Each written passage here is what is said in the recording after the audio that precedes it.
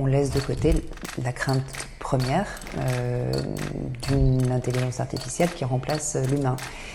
Aucune intelligence artificielle n'ira plaider la cause de Monsieur Dupont devant le tribunal correctionnel ou en comparution immédiate. Mais ça n'est... Bon, on peut faire des paris. Peut-être que dans 5 ans ou 10 ans, je serai démenti. Mais, non, mais pas je vraiment. pense que M. Dupont aura besoin d'un être humain avocat en robe à ses côtés. Ouais. Mais j'ai vu récemment circuler sur les réseaux sociaux des juges, des magistrats porter des casques de réalité virtuelle pour décrire des faits et autres. Oui, c'est en quelque sorte ça déjà. Le droit est un fleuve en mouvement, sculpté par le temps, nourri par les idéaux, parfois troublé par les révolutions. L'avocat gardien du verbe et du juste navigue entre héritage et modernité, entre serment et adaptation, entre humanité et exigence, je dirais en plus entre valeur et faiblesse.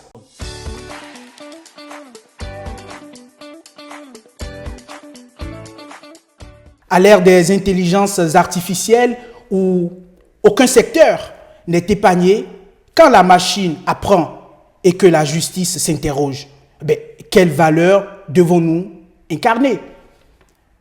Quelle place pour l'humain dans un monde en mutation? J'ai l'honneur de recevoir dans cet épisode une éminente témoin et actrice de ces mutations dans un secteur aussi indispensable pour nos sociétés. Pour un entretien où engagement, résilience et déontologie seront nos phares. Si c'est la première fois que vous découvrez cette émission, n'hésitez pas à vous abonner à notre chaîne, à activer la cloche de notification, non seulement pour nous soutenir, mais aussi et surtout pour écouter les récits inspirants des personnalités inspirantes que nous mobilisons pour vous. Gildas Hassidé, je suis négociateur et juriste. Aujourd'hui, elle que nous recevons a un parcours aussi inspirant et très brillant. Maître Caroline Lavessière. Vous êtes avocate au barreau de Bordeaux depuis 2008 et vous exercez principalement en droit public. Alors, vous êtes la bâtonnière du barreau de Bordeaux. Ça aussi, ce n'est pas une petite responsabilité. Et tout de suite, je suis curieux de savoir en quoi consiste votre rôle justement de bâtonnière. Alors, quelles sont les missions d'un bâtonnier? Un bâtonnier représente ses confrères au palais et dans la cité. Il est garant des règles déontologiques, il est garant de la discipline aussi de ses confrères. Et puis, il a pour mission également de développer l'accès au droit pour tous les justiciables. Voilà, en synthèse, les missions d'un bâtonnier. Waouh, intéressant. Très intéressant. Alors, on reviendra dans les détails tout à l'heure. J'essaie de visualiser un peu comment tout ça, toute cette mission, tout ce rôle pourrait se déployer en pratique. Mais bon, vous nous direz certainement tout à l'heure. Et sur l'introduction, ça vous intéresse, tout ce que nous avions dit? Ah oui, tout à fait. Ça fait bien, ça présente bien la profession pour vous? Oui, c'est passionnant. Ok, super. Alors donc, pour poursuivre cette interview, nous aborderons donc plusieurs thématiques. Le parcours, votre parcours et engagement. Ensuite, nous parlerons de la mutation du droit et l'évolution du métier d'avocat. Nous aborderons l'intelligence artificielle et la justice aujourd'hui. Aussi, et pour finir, nous parlerons de votre regard sur l'avenir et un message aux étudiants. Ça vous convient? C'est parfait. Ok, super. Alors, maître, quel a été l'élément déclencheur de votre vocation pour le droit? J'ai eu très tôt une passion pour le droit public. Le droit public parce que son objectif est la protection de l'intérêt général. Parce que c'est un droit technique aussi, extrêmement diversifié, qui va du droit de l'urbanisme, de la domanialité, vers le droit de la fonction publique, du contrat, des collectivités territoriales. Donc c'est en cela que j'ai eu ce parcours juridique jusqu'à aujourd'hui, très intéressant. Barreau de Bordeaux.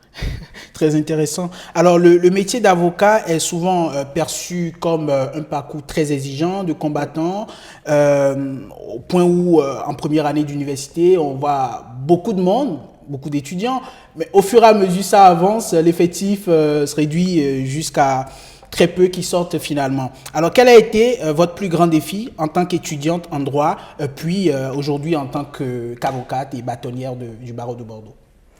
Alors, c'est un métier qui est effectivement très exigeant, qui demande beaucoup, beaucoup d'heures de travail, mais qui est un métier également passion, dans lequel nous avons une très grande liberté. C'est sans doute ça que je retiens de mon métier. C'est un métier d'abord de liberté.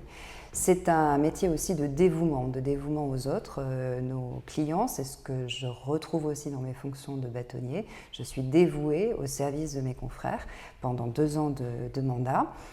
Je pense que peut-être ce qui peut faire que certains étudiants décident de choisir une autre voie, c'est l'exigence de l'apprentissage des règles juridiques et peut-être aussi la crainte d'avoir par la suite un métier qui soit dévorant de leur vie personnelle, parce que une des grandes contraintes de ce métier, c'est le temps. Simplement, je pense que c'est un métier qui est aussi en transformation et dans lequel les avocats souhaitent conquérir un équilibre entre leur vie personnelle et professionnelle. Et ça, c'est une des grandes transformations depuis quelques années de mon métier d'avocat. Tout à fait. Nous reviendrons, c'est très intéressant ce que vous dites, surtout sur la vie perso et la vie professionnelle. On reviendra là-dessus tout à l'heure parce que ça me questionne au même moment. Et quel conseil donneriez-vous alors à un étudiant qui aujourd'hui en parcours, mais qui doute de sa place dans cette carrière? Il faut s'accrocher. Il faut s'accrocher. S'il a véritablement la conviction que c'est un métier qui pourrait lui plaire, il faut essayer de faire des stages pour être bien certain de sa vocation.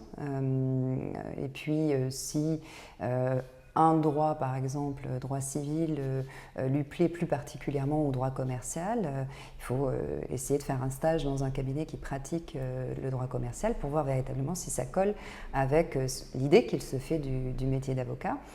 Je pense qu'aujourd'hui, une des raisons pour lesquelles peut-être certains jeunes confrères ont quelques désillusions au tout début de leur carrière, c'est qu'ils n'ont peut-être pas fait assez de stages tôt dans leur scolarité, en cours de parcours universitaire. Et d'ailleurs, le barreau de Bordeaux met en œuvre tout un tas de dispositifs pour permettre d'accueillir des jeunes étudiants dans les cabinets pour qu'ils se rendent compte du quotidien de chaque avocat. Ceux qui pratiquent des expertises, qui vont au palais plaider, et pas simplement l'image qu'on peut avoir, qui existe, bien sûr, qui est réelle, mais l'image de l'avocat pénaliste d'assises et qui va en correctionnel, qui a une vie très spécifique, mais qui n'est pas forcément celle de tous les avocats des barreaux de Bordeaux. Très intéressant. Et l'exigence, en fait, dans la formation, après plus de 16 années d'exercice, vous trouvez que ça a sa place? Oui, de toute façon, cette exigence, on la retrouvera dans le métier d'avocat du premier jour jusqu'au dernier jour d'exercice. D'abord parce que c'est le sens de notre serment, c'est le sens du dévouement au service de nos clients, et aussi parce que nous avons une responsabilité civile professionnelle qui fait qu'on a tout au long de notre vie professionnelle l'obligation de délivrer des informations juridiques avec donc toute l'exigence de technicité que ça sous-tend, et parce que nous avons une obligation de formation continue aussi. Donc de toute façon, cette exigence, elle va irriguer tout le parcours professionnel après l'université. J'ai remarqué que quand on est étudiant, oui, on est plus préoccupé par les cas pratiques, en tout cas les différents exercices, où on ne se pose pas de questions sur vraiment sur la valeur réelle en fait de ces exercices, oui, ce que c'est, justement véritablement. Et donc, je trouve que quand on est étudiant, on n'est pas vraiment lucide. L'objectif vraiment, c'est d'avoir les notes et de valider, de passer en année supérieure. Oui, quand on est étudiant, forcément, on a une vision relativement abstraite de l'objectif poursuivi par un cas pratique ou par une dissertation. Une fois qu'on est dans la vie professionnelle et qu'on a un client en face de soi dont il faut trouver des solutions, régler le problème, qu'on prend en charge et qui vous fait confiance, on est dans une autre dimension, dans une dimension de professionnel qu'on peut lorsqu'on est étudiant, approché justement par les stages dans des cabinets d'avocats. C'est comme ça qu'on se rend compte que derrière un cas pratique avec Madame X qui a une difficulté, par exemple en matière de droit de la santé, eh bien Madame X, elle existe vraiment dans certains cabinets. Et il faut la prendre en charge comme un professionnel. Très intéressant. En tout cas, c'est un mot vous lancer aux camarades, aux étudiants, qu'ils fassent des stages. C'est très important. Tout à fait. Pour vérifier leur conviction, leur volonté d'être avocat, et puis peut-être, et sans doute même que ça renforcera leur passion aussi pour ce métier. Très intéressant. Alors, en tant que bâtonnière, comment percevez-vous le rôle des institutions juridiques, notamment l'Ordre des avocats, pour ce qui vous concerne, dans l'accompagnement des jeunes générations? Vous en avez parlé un peu tout à l'heure, mais vers la carrière judiciaire, la carrière juridique. Oui, cet accompagnement, on le retrouve aussi, cet accompagnement de notre ordre, sur les grandes questions qui sont importantes aujourd'hui pour nos jeunes confrères. L'équilibre vie personnelle et vie professionnelle, la parentalité. Le barreau de Bordeaux a ouvert une crèche en janvier 2024. On travaille aussi sur de la garde d'enfants le mercredi après-midi pendant les vacances scolaires, de la garde d'enfants d'urgence en cas d'audience tardive ou d'expertise un peu impromptue. Donc c'est tout ce travail-là que l'Ordre fait pour les jeunes confrères, mais aussi les moins jeunes. On est là bien sûr pour faciliter la vie professionnelle et se préoccuper d'un bon équilibre. Ça va jusqu'à la préoccupation d'ailleurs de la santé et de la santé mentale de nos confrères.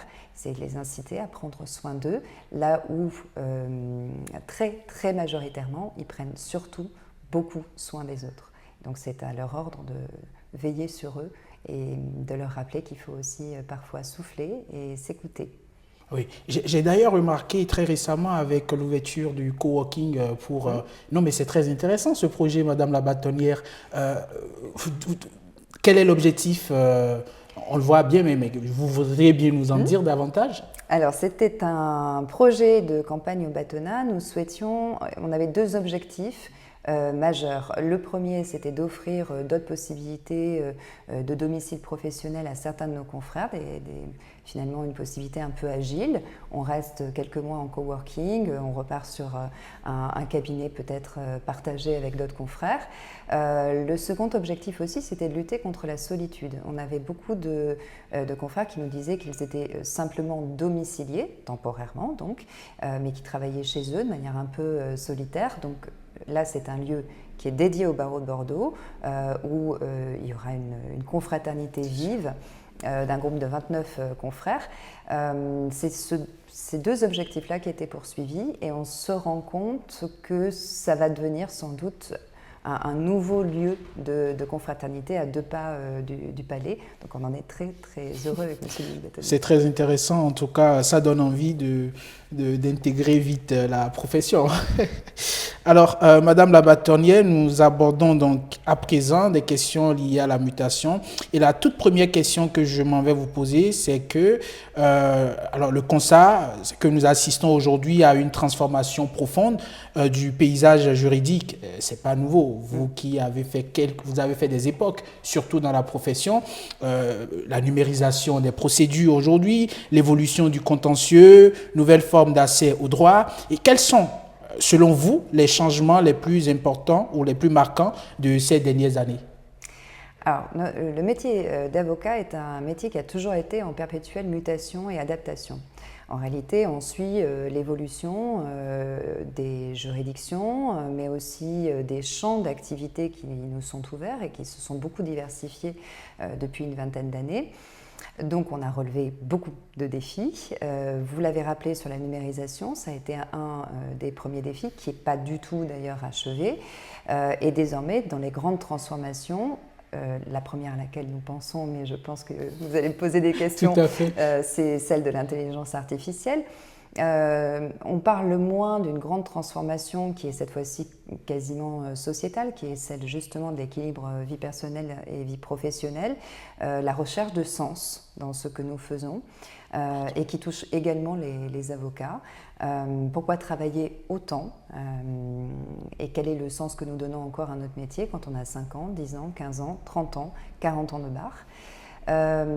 je pense que nous sommes aussi un peu tributaires des transformations des autres, si j'ose dire, c'est-à-dire des juridictions, ce que souhaite la chancellerie, notamment pour les juridictions judiciaires. Dans les grandes transformations, il y en a une que j'appellerai mes voeux, mais malheureusement elle tarde à venir, c'est celle de la simplification procédurale qui serait essentielle pour faciliter notre activité professionnelle. C'est une transformation qui est beaucoup demandée par les instances professionnelles depuis des années. Et en réalité, cet excès de formalisme épuise beaucoup, alors pas que les avocats d'ailleurs, épuise aussi les autres acteurs de la justice, les magistrats et les greffiers, pour des résultats qui sont tout à fait discutables. Donc ça, ce serait une grande transformation qui permettrait aussi un accès aux juges facilité pour le justiciable. Ce n'est pas simplement une usure professionnelle, c'est aussi les conséquences pour le justiciable qui se voit appliquer des règles de procédure parfois tout à fait absurdes. Ah oui. Ah oui. Intéressant. Donc avec ces mutations aussi, entre-temps, quand on traverse un peu les âges, nous avons d'ailleurs Robert Badinter derrière son tableau. On a vu des avocats qui ont combattu pas mal de sujets, le droit, l'abolition de la peine de mort, principalement à travers donc l'exercice de la plaidoirie. Aujourd'hui, est-ce que cette manière d'exercice existe toujours ou vous pensez que ça ne va plus exister dans les prochaines années avec ces procédures numériques aujourd'hui que nous pourrions avoir dans l'exercice de la profession? Alors moi, je crois encore, comme la totalité de mes confrères, à la force de l'audience et à la nécessité de la plaidoirie dans cette audience. La question que vous posez, c'est de savoir quelle est la place finalement du barreau traditionnel, c'est-à-dire du barreau judiciaire, par rapport à la diversification des activités de l'avocat. Je pense que cette diversification, de toute façon, n'enlèvera pas la place que le barreau traditionnel peut avoir dans le barreau français. Quand on parle de barreau traditionnel, c'est le barreau pénal, le droit des personnes, principalement, c'est ça, puis toute la matière civile. Je dirais, il y aura toujours de toute façon nécessité d'être défendu par un avocat dans le cadre d'un divorce ou devant une juridiction pénale. Donc ce barreau traditionnel, il sera de toute façon toujours très attractif pour les étudiants qui souhaitent intégrer la profession et ensuite pour les jeunes confrères. Maintenant, à côté de ce barreau traditionnel, nous sommes quasiment 78 000 en France. Il y a énormément de confrères qui font d'autres types de contentieux, droit du travail, droit public, droit commercial, donc d'autres juridictions, de la propriété intellectuelle, du droit de l'environnement, du droit fiscal, du conseil aussi en société ou en droit fiscal. Donc ça, je dirais que ça fait une bonne trentaine d'années que c'est en train de se diversifier. Et on a aussi d'autres missions, médiateurs, arbitres, on fait de la formation, on peut également être spécialiste en RGPD, j'oublie énormément de choses sûrement, faire de la transaction immobilière si on le souhaite. Ah oui. Toutes ces nouvelles missions qui nous sont permises par les textes sont tout à fait passionnantes et certains confrères se sont spécialisés. D'autres le font en plus d'une activité dite traditionnelle. Ça permet d'avoir un champ des possibles très important et aussi de rendre notre profession encore plus attractive en se disant que oui, moi j'ai très envie de faire du droit des personnes et notamment du divorce, mais je vais y adjoindre une activité de transaction immobilière. Ah oui, c'est important. C'est intéressant pour les étudiants, surtout en matière de débouché du droit. Oui. Voilà. Non, mais c'est très intéressant. L'exercice de la plaidoirie, oui, c'est spécifique à une spécialité du corps. En fait, Mais la plaidoirie est pratiquée par la grande majorité des avocats. En fait, il suffit que ce soit des avocats plaidants devant n'importe quelle juridiction et ils plaideront. Donc, Ok. juridiction judiciaire, en ce compris tribunal de commerce au conseil de prud'homme, et puis juridiction administrative aussi, où on dit généralement que l'on ne plaide pas ou que l'on plaide par observation, mais en réalité où il y a un travail d'oralité très important. Ok, donc ce n'est pas que du droit pénal qui permet, Non. ok, ben, très intéressant, intéressant pour nous. Il faut absolument que vous alliez au tribunal judiciaire voir les plaidoiries en matière civile ou quelquefois même en référé. Oui, il y a un exercice de plaidoirie alors qui est très différent de l'exercice en pénal, mais qui nécessite beaucoup de rigueur, beaucoup d'éloquence aussi pour retenir l'attention et convaincre. En réalité, le point commun entre tout ça, tous ces modes d'exercice, c'est la conviction et emporter la conviction des magistrats. Et ça, c'est pas simple. C'est tout un art. Alors, donc, on a parlé de télétravail, d'automatisation et la digitalisation des cabinets. On a abordé ce sujet, je pense, on l'a abordé hein, d'une manière ou d'une autre. Le télétravail, oui, on l'a abordé par l'équilibre vie personnelle et vie professionnelle. Aujourd'hui, c'est très demandé par beaucoup d'avocats, collaborateurs, jeunes collaborateurs qui souhaitent pouvoir travailler aussi de chez eux sans être contraints de venir tous les jours au cabinet. Ce sont des modalités qui touchent toute la société. Alors, qui doivent être adaptés dans nos métiers parce que, bien évidemment, le temps de conclusion où on peut rester chez soi à travailler, à s'isoler, il est intéressant, mais il doit être forcément replacé dans un temps plus large où on a beaucoup de démarches palais, on va aussi au palais pour plaider, on va en expertise. Donc, dans un temps d'avocat, le temps passé à travailler, réfléchir et à pouvoir s'isoler pour ça, est un temps qui est limité parce qu'on est très débordé par des tâches administratives et puis par des démarches tout simplement au palais et faire notre métier avec notre robe devant les juridictions. Mais trouvez-vous que c'est une opportunité ou une menace pour la profession? Le télétravail, c'est une réelle opportunité si le télétravail est compris comme une des manières d'exercer notre profession. On ne peut pas être en full télétravail, ne serait-ce que pour une raison. C'est-à-dire que quand on est avocat individuel installé, on fait de toute façon absolument ce qu'on veut, mais quand on fait partie d'une communauté de travail, qu'on est par exemple collaborateur d'un cabinet, il est quand même intéressant de pouvoir voir de temps en temps les autres collaborateurs ou ses collaborants pour pouvoir échanger. Moi, je suis très attachée, mais après j'ai 16 ans de barre, donc peut-être que ce discours voilà, serait pas partagé par les jeunes générations, mais je suis très attachée à l'échange et au fait de pouvoir discuter d'un dossier en direct et conserver des liens confraternels et humains à peu près journaliers. Oui, je pense que ça doit être important pour sa propre santé aussi, de sortir par moment et rencontrer des profs. Mais intéressant aussi. À présent, nous allons aborder donc les questions liées à l'intelligence artificielle. Oui. Alors, l'intelligence artificielle bouleverse nos nombreux secteurs, y compris le droit, avec des outils capables de générer des contrats, d'analyser des jurisprudences et même d'assister dans la prise de décision. Et comment les avocats doivent-ils appréhender justement cette révolution technologique? Alors, comment doivent-ils comment pourraient-ils l'aborder? Non, je pense que la profession l'aborde de la bonne manière, c'est-à-dire comme une opportunité. Ça fait déjà plusieurs années que nous avons des réflexions sur l'intelligence artificielle. Alors au début, bien sûr, avec des craintes, hein, c'est normal comme dans toute profession, mais assez rapidement avec l'objectif de s'adapter le mieux possible et surtout tous ensemble. Ça, c'est notre particularité dans la profession d'avocat, c'est que nous sommes 78 000 donc, et nous souhaitons nous adapter tous ensemble. Alors pour ça, il faut pouvoir avoir des outils performants à la disposition des avocats. Donc ça nécessite que chacun s'équipe ou que les barreaux aient une réflexion sur un équipement collectif mutualisé. C'est ce que nous allons mettre en œuvre au barreau de Bordeaux, comme dans d'autres barreaux aussi qui ont cette réflexion.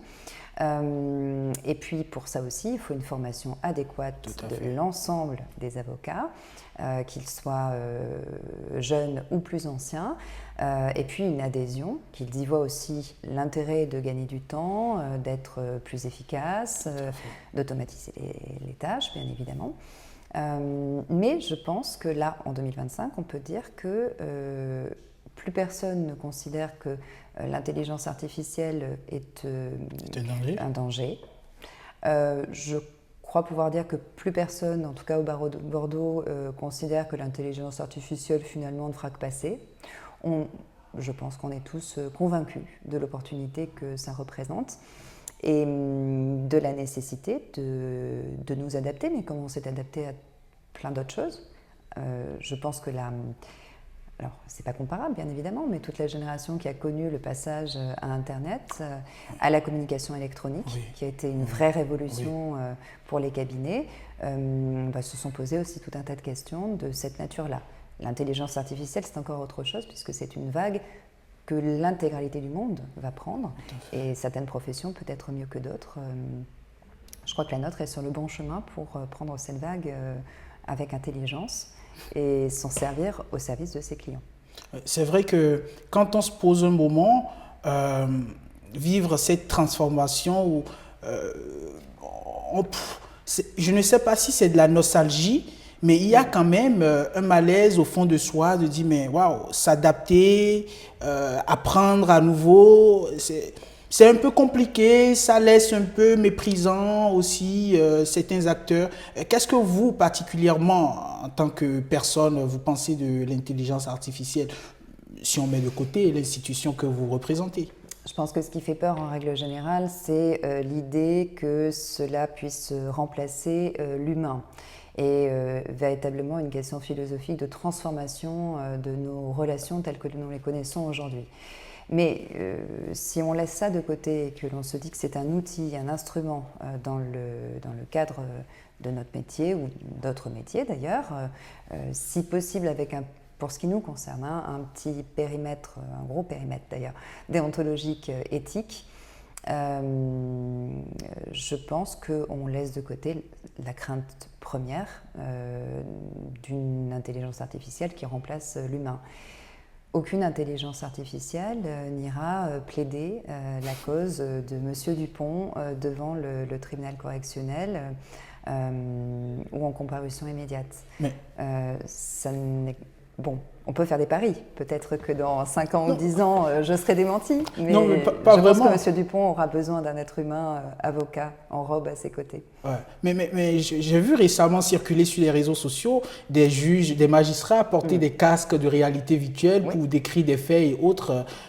Oui, c'est en quelque sorte ça déjà.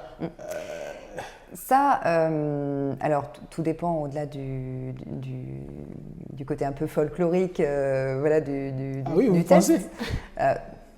Oui, je pense qu'il faut encore qu'il y ait une utilité à cela, un gain de temps, d'efficacité. Maintenant, l'intelligence artificielle, elle peut faire peur pour une autre raison. C'est-à-dire qu'il faut effectivement la périmétrer pour éviter les biais et les hallucinations aussi. Oui. Est-ce qu'on sera maître de notre périmètre ? C'est plutôt ça qui est inquiétant. Donc on a décidé un périmètre déontologique, que l'on soit avocat, magistrat, greffier, tout va bien. On se dit ce que l'on va faire de cette intelligence artificielle et on se dit ce à quoi elle ne servira pas. Et ça m'amène à vous poser alors cette question. Peut-on imaginer une justice en partie automatisée où les IA rendraient certaines décisions à la place des juges, avocats, et quels seraient les risques et les limites? On peut l'imaginer parce qu'en réalité, tous les outils sont en place pour que ça existe. C'est à nous, êtres humains, professionnels, et puis gouvernement bien sûr, de dire ce que nous voulons ou non. Les limites. Le service public de la justice est au service d'usagers. C'est peut-être aussi aux usagers de dire qu'ils ne souhaitent pas être jugés par une intelligence artificielle. Ces usagers sont par ailleurs citoyens, ils votent. Ouais. Et donc il faut pouvoir déterminer ce que nous voulons pour notre futur. Mais le futur, en réalité, pas dans 10 ans, le futur de l'année prochaine, puisque ces intelligences artificielles sont déjà au point. Et même si certaines dysfonctionnent et qu'il peut y avoir des biais, mais elles existent déjà. C'est passionnant, nos échanges, en tout cas, je trouve. Et pensez-vous que les jeunes juristes, aujourd'hui, doivent se former alors aux nouvelles technologies, à l'IA et autres? Ah oui, je pense que c'est essentiel, jeune ou moins jeune. D'abord parce que c'est passionnant, parce que c'est quand même une ouverture importante sur le monde, au-delà de l'instrument, de l'outil que ça peut être ensuite dans un métier déterminé, comme celui d'avocat. Ensuite, parce que, de toute façon, c'est déjà notre quotidien. C'est-à-dire que pendant quelques années, on a considéré que l'intelligence artificielle, c'était pour demain. On est dans l'intelligence artificielle. Je suis étonnée d'ailleurs que vous soyez en chair en os devant moi, Gildas. Je m'attendais à un hologramme. Non, mais c'est vrai ce que... ma prochaine question, je pense que vous y avez répondu. Il faut l'encadrer. Et si j'ai bien compris, les barreaux doivent travailler ensemble pour répondre justement à cet encadrement. Oui, il y a des réflexions déjà sur le périmètre déontologique souhaité. Il y a des réflexions croisées aussi avec les magistrats judiciaires et administratifs. Alors bien évidemment, ce que je vous dis là peut être tout à fait balayé par un ultralibéralisme de l'IA. C'est un petit peu le cas déjà aujourd'hui. Mais je crois encore au fait qu'on puisse prendre en main son destin et que notre profession puisse obtenir un périmètre éthique. Même chose pour les magistrats, et que l'on puisse éviter ce que vous décriviez, c'est-à-dire une justice qui ne serait plus humaine. Tout à fait. Oui. Ok, nous tendons vers donc le dernier point, inscrit le regard sur l'avenir et le message aux étudiants. Alors, le droit est souvent perçu, on l'a dit suffisamment tout à l'heure, comme une discipline rigide et traditionnelle. Pourtant, il évolue en permanence pour s'adapter aux réalités du monde. Alors, comment encourager les étudiants à voir dans le droit un domaine vivant et porteur d'opportunités? Comment les encourager? Alors, il faut qu'ils aient conscience, mais je pense que s'ils sont déjà étudiants en droit, ils en ont conscience que le droit est partout, que le droit, effectivement, est en mouvement. Le droit, en fait, les droits sont vivants. Ils doivent et ils s'adaptent tous les jours à des situations concrètes. Et je pense que peut-être quand on sort d'une vision trop abstraite et donc forcément peut-être vécu comme rigide, pour entrer dans une dimension où le droit s'applique et on peut percevoir à qui ce droit s'applique, notamment par des stages en cabinet, mais ça peut être des stages en juridiction aussi, ou dans des entreprises qui ont des besoins de droit. On se rend compte à quel point le droit est passionnant et surtout le droit est diversifié. C'est-à-dire que si on a une passion pour le droit du sport, pour le sport, on peut avoir une passion pour le droit du sport. Si on est plutôt intéressé par le droit des mineurs, il y a beaucoup de choses à faire en droit des mineurs. Je vous donne 2 exemples, mais le droit de l'environnement. On peut faire aussi d'une conviction personnelle, d'une passion personnelle, un métier juridique. D'ailleurs, on a beaucoup de confrères qui, partant d'une passion qui est la leur ou d'une conviction, ils en ont fait leur domaine d'activité juridique. Oui. Et si on est intéressé par tout ça, il faut y aller. Bien sûr, si on est intéressé par tout ça, il faut foncer. Mais si on est intéressé d'ailleurs par le droit en général, il y a encore la place dans un barreau pour des avocats généralistes. Parce que là, on a beaucoup parlé d'avocats qui choisissent une voie déterminée ou 2-3 voies en même temps. Mais il y a encore des avocats qui sont pleinement généralistes. On les retrouve aujourd'hui plutôt dans des barreaux de taille plus petite que le barreau de Bordeaux. Il y a encore de la place pour des avocats généralistes, que ce soit au barreau de Bordeaux ou dans des barreaux de taille un peu plus réduite, où beaucoup de confrères sont généralistes et très épanouis en travaillant le matin un dossier de droit pénal, l'après-midi un dossier de droit commercial et le soir ils finissent par des dossiers de droits ruraux par exemple. C'est pas un piège ça ? C'est notre manière d'exercer. C'est toute la liberté de notre métier, justement. Okay. Soit d'être ultra spécialisé en droit de la distribution, par exemple. Ou public, ou en droit public. Soit se dire qu'on a très envie d'être curieux de plusieurs droits et de pratiquer finalement plusieurs matières. Oh ben, super. Alors, face au bouleversement, on l'a dit suffisamment, ce bouleversement face à la mutation, quelles sont, selon vous, les qualités et les compétences que les avocats de demain devront absolument développer? Alors, moi, je suis persuadée que les qualités des avocats de demain sont les qualités des avocats d'aujourd'hui et d'hier. Les qualités essentielles d'un avocat. D'ailleurs, certaines sont aussi des valeurs de notre serment. C'est l'humanité, c'est le respect de nos règles déontologiques, bien sûr. C'est la passion qu'il a pour son métier, le dévouement qu'il a pour ses clients. Et sans doute s'y est ajouté, mais depuis pas mal d'années, le sens de l'entrepreneuriat. Donc, la nécessité de se préoccuper de l'économie de son cabinet, d'avoir des projets aussi qui apportent voilà, de la clientèle, de nouveaux domaines d'activité. L'adaptabilité, ça a toujours été une qualité essentielle dans notre métier, donc sans doute une adaptabilité accrue, de la curiosité, et puis beaucoup de liberté d'esprit. Je crois que c'est aussi quelque chose qui caractérise notre profession. Nous sommes de libres penseurs. Voilà, et de l'engagement. Vous avez abordé le côté entrepreneur de la profession. Est-ce que le barreau de Bordeaux est impliqué vraiment sur cet accompagnement avec ses pairs? Ça fait plusieurs années que cette thématique est portée par le barreau de Bordeaux et c'est donner les clés dès l'arrivée, dès les premières années en fait, des jeunes confrères, les clés pour être un entrepreneur.